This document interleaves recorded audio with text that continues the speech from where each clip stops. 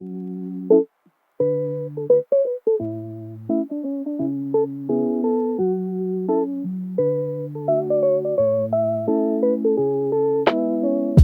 vodka soda, white Range Rover, the bridge you took me over, the year I got sober, your bones, the green fluorescent glow.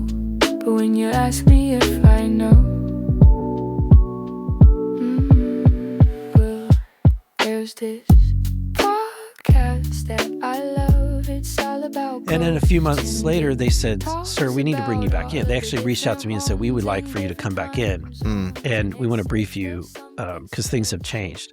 So they brought me in and they told me about the event that happened in the Western United States.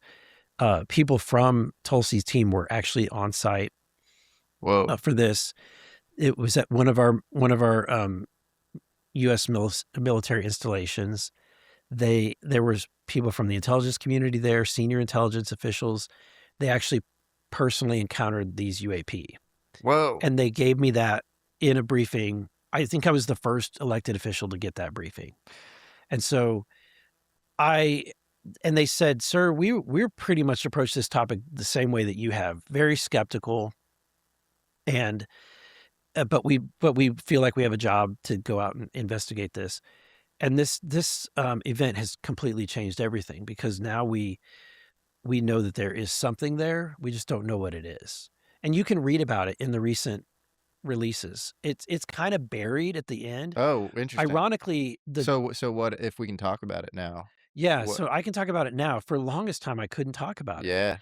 But it's in that release. It describes from their perspective the intelligence people that were there, and there's two Where different is it? reports. I can't say which specific Okay, so location. that wasn't released. I think they don't want to have another Area 51 where they have people like storming the location.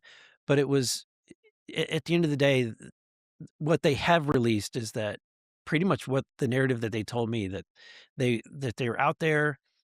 They were there because there had been previous reports.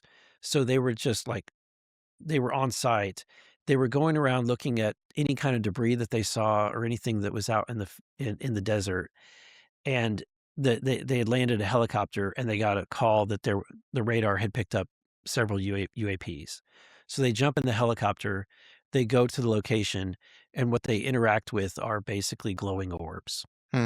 Those orbs that have been described, whether they're called plasmoids, whatever you want to call them, they're like 3 meters in diameter, sometimes smaller, sometimes bigger.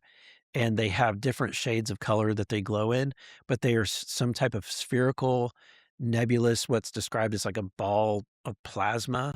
One would think a ball of plasma would look like. I don't think anybody's ever touched one to know that it's like superheated material or anything, but it definitely was messing with the helicopter when it got there. They operated intelligently. And then at one point there were some F-16s that were scrambled. These things appeared to like shoot up and chase or follow the F-16s. So when you're here, imagine you're me, you're sitting in the office of the Director of National Intelligence in a skiff, and they're briefing you with firsthand, accounts from people that were there. And they said, "Sir, this has brought this investigation from being priority number 500 and something to top 10 of priorities for this government to figure out what's going on." It's fascinating. Wow. Yeah, it's grow up.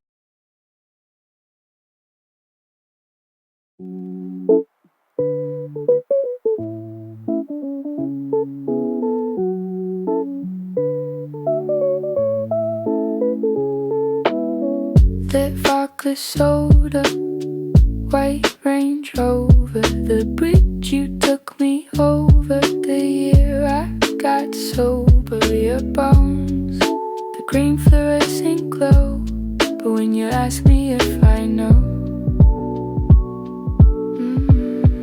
well, there's this podcast that I love. It's all about ghosts, and it talks about all of the different ones in different time zones. And And it says there's something special about thorns we can't get over. There are paranormal hangovers. They are paranormal.